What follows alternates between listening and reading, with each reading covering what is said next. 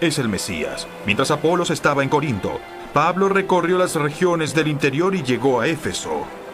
Allí encontró a algunos discípulos y le preguntaron: ¿recibieron ustedes el Espíritu Santo cuando creyeron? No, ni siquiera hemos oído hablar del Espíritu Santo. Entonces, Pablo les preguntó: ¿qué bautismo recibieron? El bautismo de Juan. Pablo dijo: el bautismo de Juan no era más que un bautismo de arrepentimiento. Él le decía al pueblo que creyera en el que venía después de él, es decir, en Jesús. Al oír esto, fueron bautizados en el nombre del Señor Jesús. Cuando Pablo les impuso las manos, el Espíritu Santo vino sobre ellos y empezaron a hablar en lenguas y a profetizar. Eran en total unos 12 hombres. Pablo entró en la sinagoga y habló allí durante 3 meses. Discutía convincentemente acerca del reino de Dios, pero algunos se negaron obstinadamente. No querían creer y públicamente hablaban mal del camino.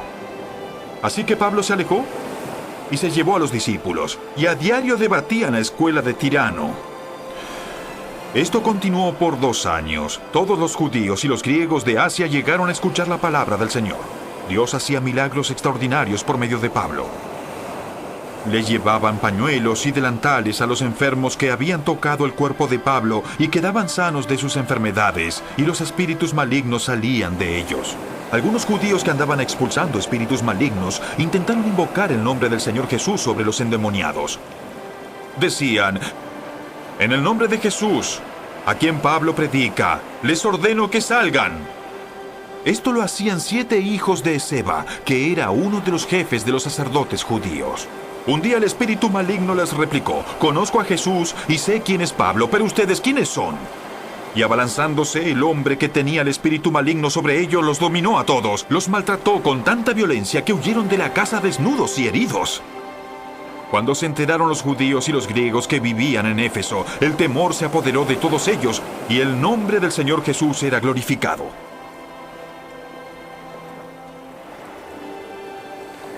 Muchos de los que habían creído llegaban ahora y confesaban públicamente sus prácticas malvadas. Un buen número de los que practicaban la hechicería juntaron sus libros en un montón y los quemaron delante de todos. Cuando calcularon el precio de aquellos libros, resultó un total de 50,000 monedas de plata.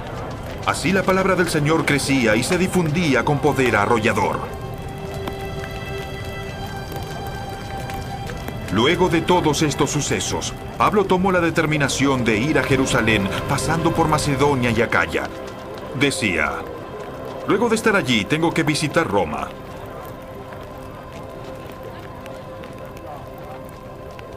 Entonces envió a Macedonia a 2 de sus ayudantes, Timoteo y Erasto, mientras él se quedaba por algún tiempo en la provincia de Asia. Por aquellos días se produjo un gran disturbio a propósito del camino.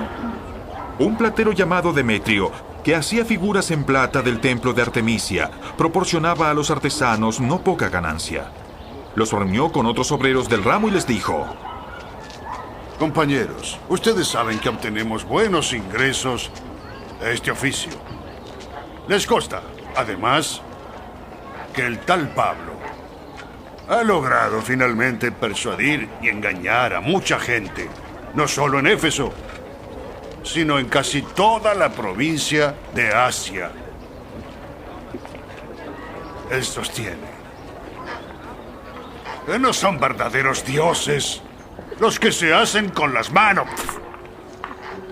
Ahora bien, no solo hay el peligro de que se desprestigie nuestro oficio, sino también de que el templo de la gran diosa Artemisa sea menospreciado, y que la diosa misma, a quien adora toda la provincia de Asia y el mundo entero, sea despojada de su divina y adorada majestad. Al oír esto, se enfurecieron y comenzaron a gritar: ¡vamos!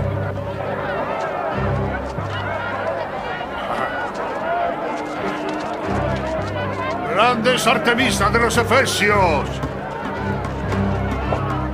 Enseguida toda la ciudad se alborotó. La turba en masa se precipitó en el teatro, arrastrando a Gayo y a Aristarco, compañeros de viaje de Pablo, que eran de Macedonia. Pablo quiso presentarse ante la multitud, pero los discípulos no se lo permitieron. Incluso algunas autoridades de la provincia, que eran amigos de Pablo, le enviaron un recado rogándole que no se arriesgara a entrar en el teatro. Había confusión en la asamblea, cada uno gritaba una cosa distinta y la mayoría ni siquiera sabía para qué se habían reunido. Los judíos empujaron a un tal Alejandro hacia adelante y algunos de entre la multitud lo sacaron para que tomara la palabra. Él agitó la mano para pedir silencio y presentar su defensa ante el pueblo. Pero cuando se dieron cuenta de que era judío, se pusieron a gritar como por 2 horas. ¡Grande es Artemisa de los Efesios!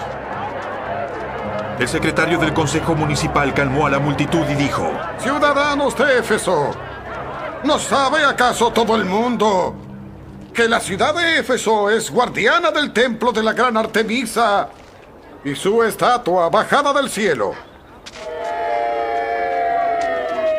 Ya que estos hechos son innegables, es preciso que se calme y no hagan nada precipitado.